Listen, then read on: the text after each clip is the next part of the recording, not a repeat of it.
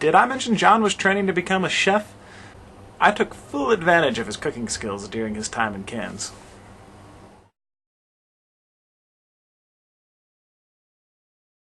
Hi, and welcome to the John Litzinger Cooking Show. He's very excited about being here today. Our host, our star, John Litzinger. Now, today, this episode is all about cooking food in a hostel under unusual situations, circumstances, and budgetary precautions. John, what are we going to be cooking today? Today we're going to be doing ratatouille, which is essentially just a vegetable stew of sorts. It's probably a pretty good dish for a hostel because it's fairly cheap and it gets you a lot of nutrients that you need that aren't, just pasta. Like you get some vegetation in there. Some problems you may encounter are finding a pot big enough for it. That's probably going to be the issue here. Right. In fact, finding dishes is always a trick when you're doing hostel cooking. John has already been kind enough to purchase this knife for me because in a hostel you can't find a good sharp knife. So, John, you said we were cooking ratatouille, is that correct? Correct. That's like the movie, right? Yeah, basically. And ratatouille is a vegetable stew. Yeah, it was pretty much traditionally prepared by, not necessarily peasants in the old days, but, it was prepared by, lower class people because the ingredients were usually stuff they could get right out of their garden. It was pretty easy to cook. So. All right. So we're going to need some ingredients right out of the garden, or in our case, right out of the local grocery store. Indeed. Let's go shopping. Okay. When you're making ratatouille, you'd probably serve it along some kind of pasta. And I think that spaghetti would probably be the most traditional, just because of the fact that it was probably the most readily available when they made it. And it wasn't really a expensive dish. It was kind of like a peasant dish. But we're going to try both because they're cheap and they're different. The important ingredients to ratatouille are vegetables. It's basically a vegetable stew. So we're going to get us some vegetables. They look a little bruised, but it's not that bad.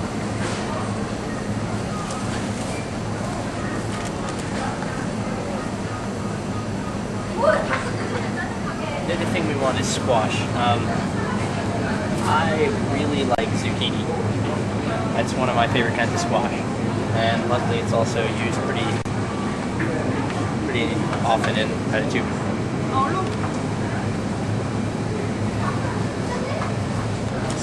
Eggplant is probably one of the key ingredients to this, in my opinion. You want one that's got somewhat soft flesh, but not too soft. So this one seems pretty good for that, I guess. Okay, the twist in this particular dish that I'm going to do is I'm going to add pumpkin to it instead of, well, not instead of anything, I'm just going to add pumpkin to it basically. It's a little bit different, it's not traditional, but it might be good. So John, I see we're getting some large garlic right now. What's the key to finding a good piece of garlic? You want basically a tight clove. When you push on it like this, it shouldn't wiggle too much. Also, it should be pretty firm. Like I can press in and feel that this is giving a little bit, so I doubt it's that fresh. Right now we're looking for some tomatoes. However, I'm looking to get some tomatoes that actually have some extra stuff in them. They're not just the plain tomatoes. Like, for example, this one's got basil and garlic, so it means that you don't necessarily have to add as many herbs to it, but it also means you can impart some interesting flavors. This is basil.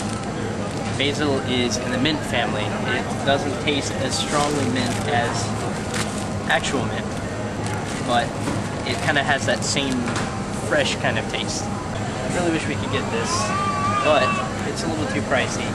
It's going to be about $3 for this clump of herbs, and that'd be great if we were going to use them. The problem is I'm probably only going to use about a fourth of these for the dish, and spending $3 to use a fourth of it for the dish isn't really a good idea. You can buy a thing of dried basil for $3, and it'll never go bad. Earlier I was talking about how sometimes you can't get the herbs you want because they're too pricey and they won't last that long. sometimes you can settle for dried stuff. Dried stuff is usually a little more potent than the fresh stuff, but it doesn't taste as fresh. That's kind of the trade-off. It also stays better a lot longer, so for $1.20, yeah, I'll buy this much basil.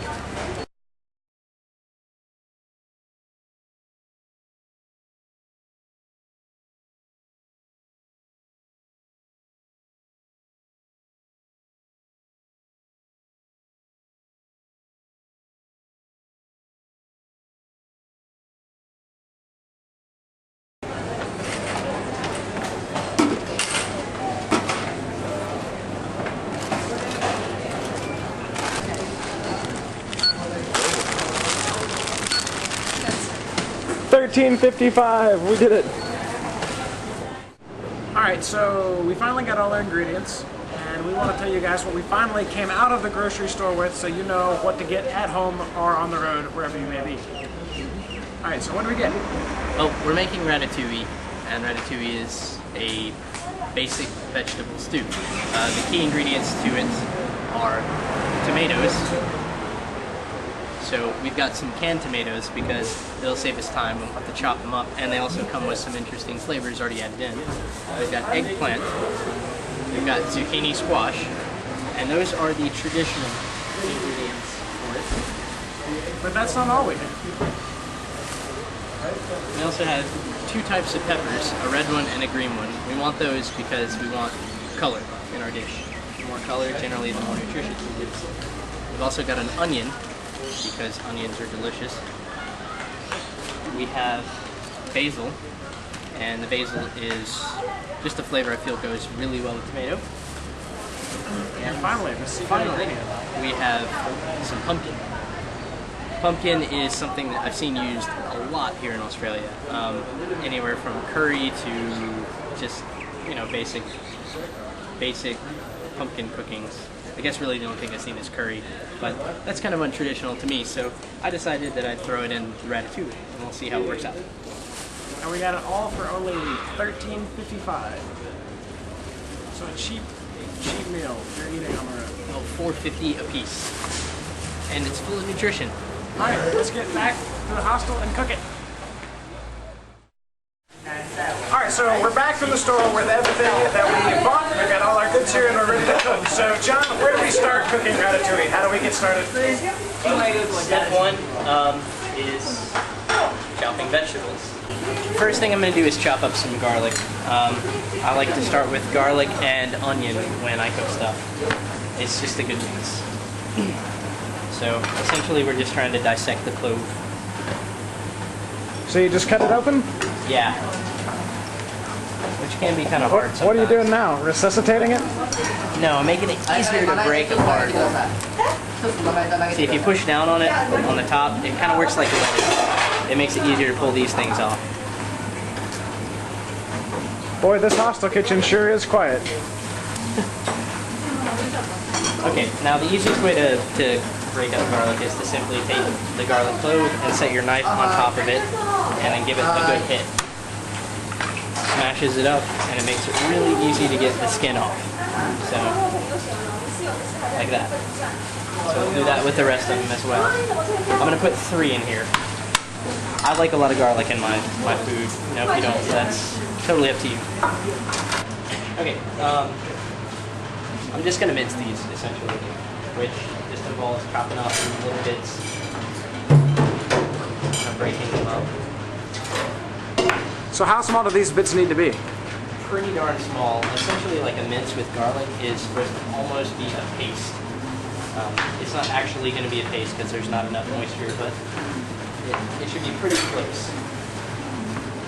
I want to chop very fine. Alright, so suffice it to say that after a good bit of mincing, our garlic looks something like this. Kind of tiny bits. Yeah, it could be smaller, but you don't necessarily have to go that much smaller with this. That's fine for our purposes. Alright, next thing we're going to do is chop the onion up. It's a very perfect looking onion. But The reason I'm going to go ahead and chop it up is because the garlic is already chopped up. We're going to put the garlic in the pan and the onion in there very shortly after. So it's a good thing to go ahead and have it chopped up and ready to go. Alright, so we're putting the garlic and the onion in the pan before we do anything else. No vegetables, no tomatoes. Correct. You want to have a good base. The garlic and the onion will cook pretty quickly. They'll flavor the pan, and in turn, you put the other vegetables in. The garlic and onion should flavor them too, theoretically. Cool, let's do it. Okay, so you want to cut off both ends essentially. So we've got end number 1 gone, and end number 2 gone. And then there's this outer skin kind of deal. There's actually more skin under it too. I'm not crazy about the very first couple layers, so I'm going to try and pull these off as best I can. And use my knife a little bit to help in the process. Of course, you know, I would be remiss if I didn't mention our lovely assistant, Jessie. Jessie, John's girlfriend, is going to be handling the pasta part of the ratatouille. We'll talk about that a little later, but Jessie, what kind of pasta do we have here? We have here some lovely bow tie pasta, otherwise known as bows. All right, now, I understand it's a very complicated process to cook this pasta. Why don't you show us how it's done? Well, first you have to bring the water to a boil. Ooh. And then insert pasta thusly. 1, 2. Ooh. Stop. Oh, what? I don't know what number we're on anymore. I think we're on, we overdid it. We need the bigger pot. Now that we've got it deskinned, which looks kind of like this, we're going to chop it in half.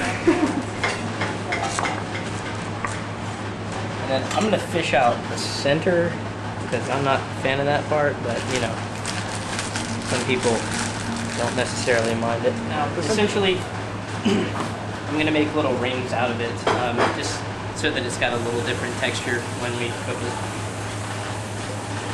And for rings, you just kind of cut down at a slope with the onion.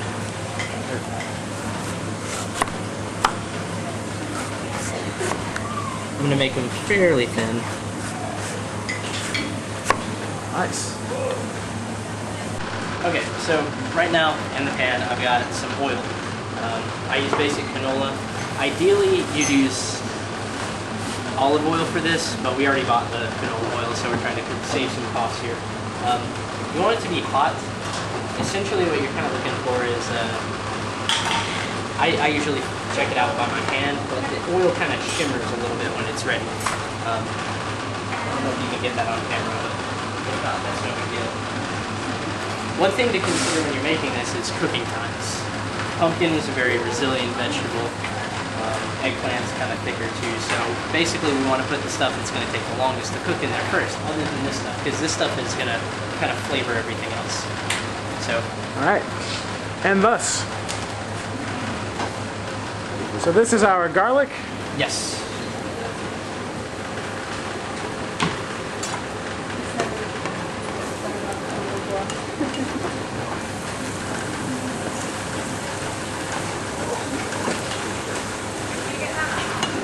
And what we're after here is we want to cook it for just a little bit so that the oils come out and you get that nice garlic smell. But you don't want to do it too long because it'll start to brown.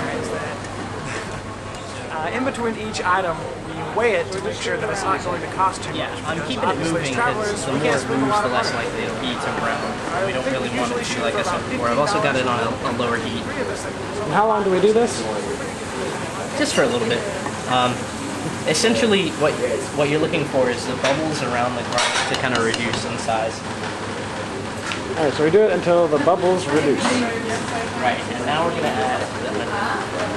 And now in with the onions.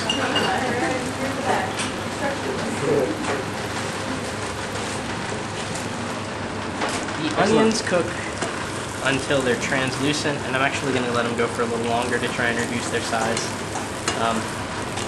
I like caramelized onions, so you have to cook them for a longer time to caramelize them, but we'll see how it goes. All right, so now we stir and wait. Yep. You don't have to keep stirring with these either. So you're going to wait until the onions look something like this.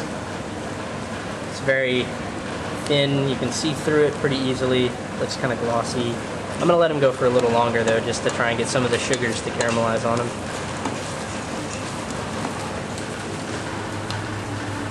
Wow, John, you look like a real chef from this angle. Okay, we're gonna go ahead and cut all the rest of the vegetables up. The easiest way to cut peppers is just take them around the top. Don't go too far in though. And then pop them open.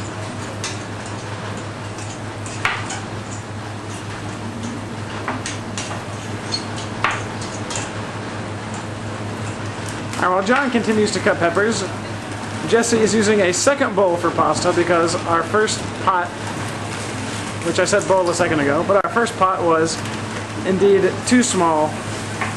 This is the reality of working in a hostel, guys. You gotta make do with 2 pots sometimes. Now we're gonna cut the zucchini. Basically just take both ends off of the zucchini. And I think the way that I'd like to do this, I think rings will be a little too big, so I'm just going to cut it down the middle and make half circles, essentially.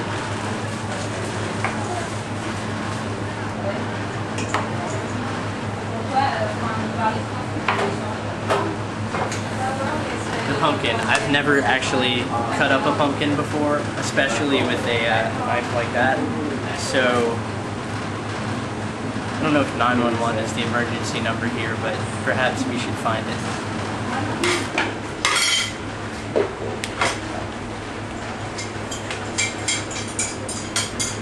Next is pumpkin in here.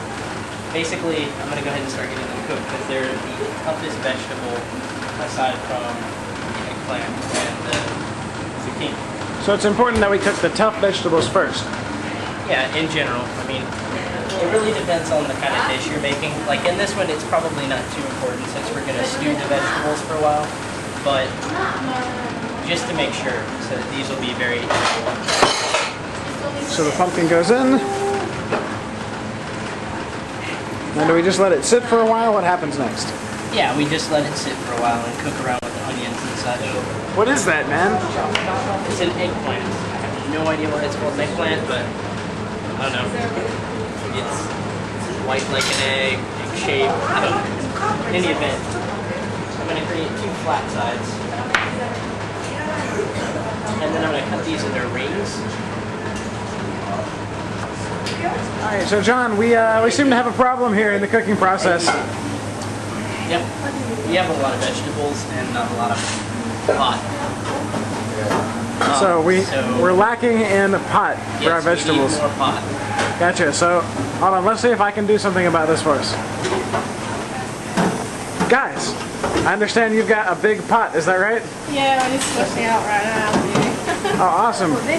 Can we use your pot after you're done? You may use our pot, yeah. Oh, thanks.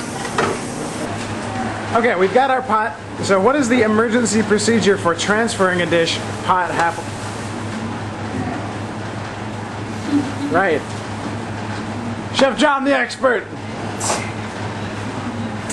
With our stuff transferred, we are now adding vegetables piece by piece. Periodically cutting vegetables to make them smaller. Yep.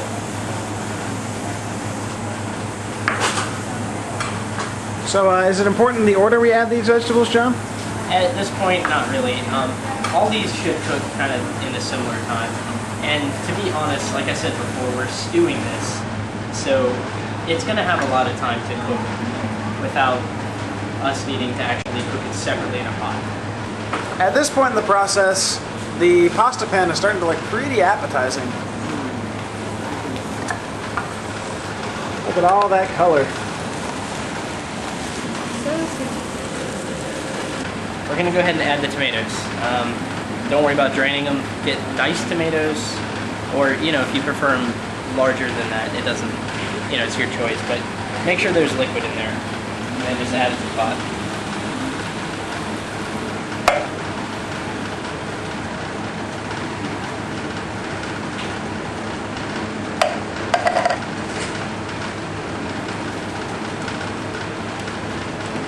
Basil is awesome. It works great with tomato products. It's probably one of my favorite herbs.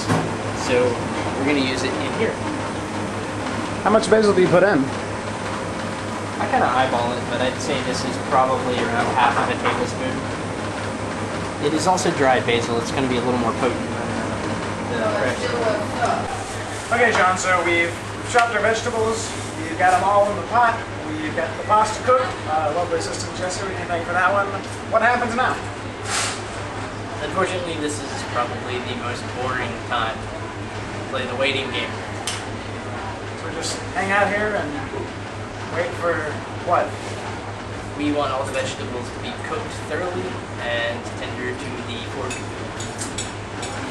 Sissy, what are you doing to this toast? Garlicking the bread with a clove of garlic. So you've actually got a piece of garlic. That's right. With this hot, crispy surface, it just melts right onto the bread and gives you a really spicy type of garlic bread. Chef John is still busy salt, peppering, and herbing, as he put it, Yep. our dish. Just the finishing touches. It's pretty much done. It's very important to continue to add herbs and salt and pepper to taste until the dish is just the way you like it. So this is tender. All the other vegetables are much softer. They should be way more tender than this is. That tastes good too. So what do we do from here? We played it. Oh. Assistant Jesse has prepared our garlic toast. And we're ready to go. Okay. Just put it over the pasta and voila, you're done.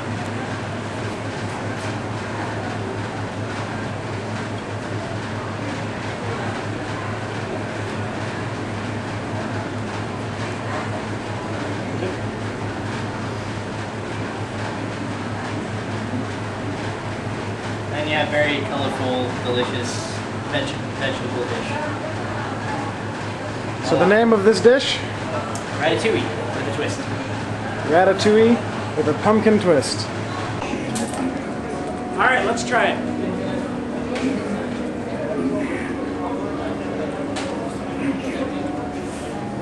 Yeah, that's pretty good.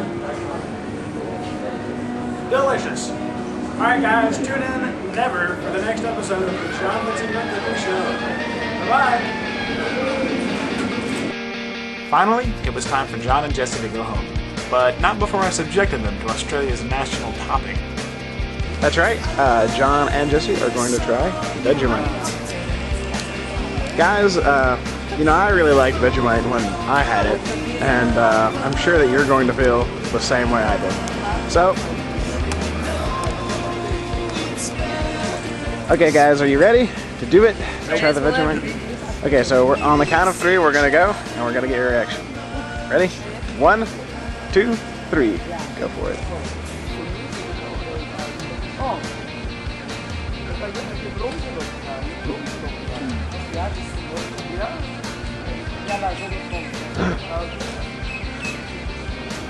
Oh, John goes for a second bite.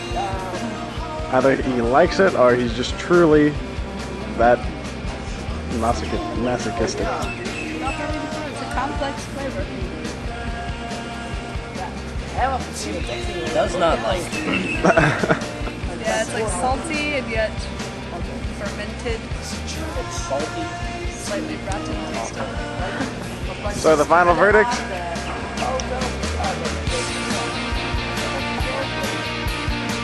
You know, I think by the end you could really tell how excited they had been to be here. I just want to know what your thoughts were on your time in Australia. Woo! It was a lot of fun. I really enjoyed it. I don't want to go. Yeah, I think this was a pretty darn cool place. I think I could probably live here.